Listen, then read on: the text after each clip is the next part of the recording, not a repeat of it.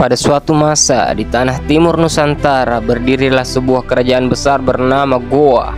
Makassar kala itu bukan sekedar pelabuhan biasa, ia adalah jantung perdagangan, pusat kekuatan maritim dan rumah bagi rakyat yang keras kepala, keras dalam memegang kehormatan, keras dalam mempertahankan kemerdekaan. Disinilah kisah perlawanan panjang dimulai, bukan sekedar pemberontakan tetapi perjuangan bertahun-tahun menghadapi kekuatan kolonial terbesar di dunia, yaitu Belanda.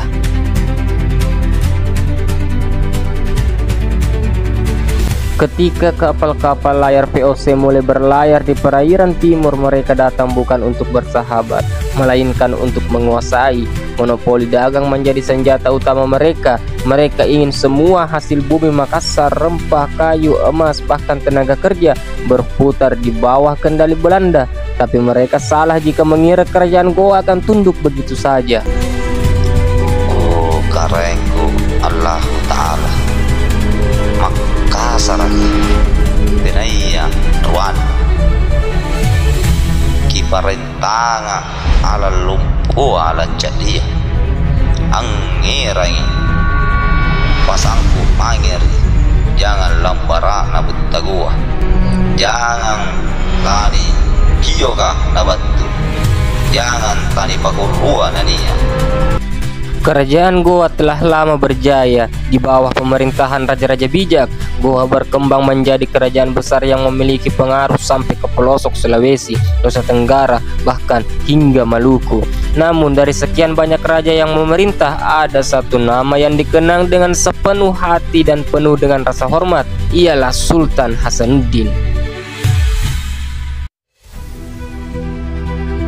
Sultan Hasanuddin bukan raja biasa. Ia cerdas, fasih dalam diplomasi, tetapi juga keras dalam sikap jika menyangkut kemerdekaan rakyatnya. Ketika Belanda mencoba menjalin hubungan dagang, ia tidak menolak. Tapi ketika mereka mulai mengatur siapa boleh berdagang dan siapa tidak, ketika VOC mulai melarang kapal-kapal asing masuk ke Makassar, disitulah garis merah ditarik. Sultan Hasanuddin menolak tunduk. Konflik pun memuncak, diplomasi gagal, surat demi surat penuh ancaman dilayangkan dari Batavia ke Makassar. Namun Sultan Hasanuddin tetap berdiri di atas prinsip. Maka tahun 666 VOC memutuskan menyerang. Belanda datang dengan bala tentara besar. Mereka tidak hanya membawa pasukan dari Eropa, tetapi juga merekrut sekutu dari dalam negeri. Benteng Sombaopo kebanggaan Makassar menjadi titik utama pertahanan. Dari sini Goa bertahan habis-habisan selama 3 tahun penuh. Perang berlangsung bukan hanya di darat tapi juga di laut. Goa bukan kerajaan yang mudah ditaklukkan karena kekuatan armada lautnya terkenal luas. Mereka menggunakan kapal-kapal besar yang disebut pajala, dan para pelautnya adalah petarung yang tak gentar mati.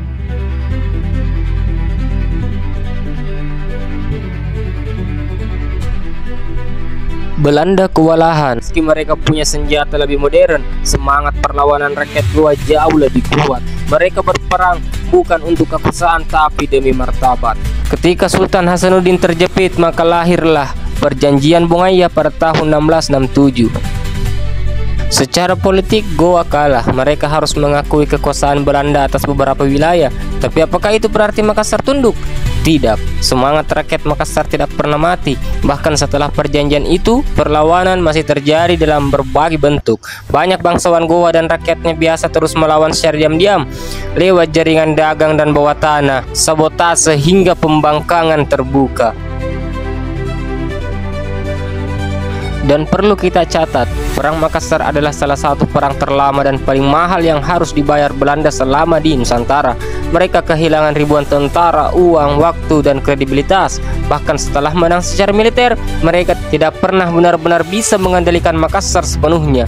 Rakyatnya tetap keras kepala, tetap bangga, tetap percaya pada kehormatan sebagai orang Makassar.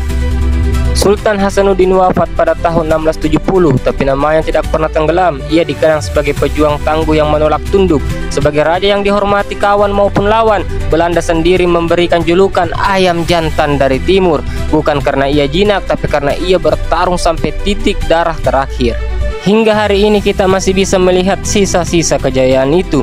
Benteng Rotterdam di Makassar yang dulu bernama Benteng Ujung Pandang masih berdiri, tapi ia adalah simbol yang telah direbut. Awalnya milik Goa, lalu direbut Belanda, dan kini jadi saksi bisu sejarah. Di dalamnya kita bisa merasakan denyut sejarah yang terus hidup. Lalu, apa arti kisah ini bagi kita sekarang? Bahwa perlawanan bukan soal menang atau kalah, tapi tentang keberanian untuk melawan ketika hak dirampas, tentang harga diri, tentang kehormatan. Orang Makassar, orang Goa tidak diajarkan untuk tunduk pada ketidakadilan, dan itu adalah pelajaran yang harus kita warisi. Jadi, hari ini, jika kau masih bisa bicara tentang kebebasan, berjalan di tanahmu sendiri tanpa dipaksa tunduk oleh bangsa asing, ingatlah bahwa pernah ada orang-orang seperti Sultan Hasanuddin dan rakyat Makassar yang mempertahankannya dengan darah. Apakah kita sudah mewarisi keberanian itu? Apakah kita cukup tangguh menjaga kehormatan tanah ini? Tulis di kolom komentar, siapa menurutmu pahlawan daerah yang kisahnya harus diangkat seperti Sultan Hasanuddin? Dan kalau kamu berasal dari Makassar atau Sulawesi Selatan, jangan lupa ceritakan bagaimana kisah ini diceritakan di keluargamu. Kita jaga sejarah ini secara bersama-sama. Terima kasih sudah menonton. Jangan lupa like, subscribe, dan nyalakan lonceng agar kamu tidak ketinggalan kisah-kisah sejarah Nusantara lainnya. Sampai jumpa di episode selanjutnya.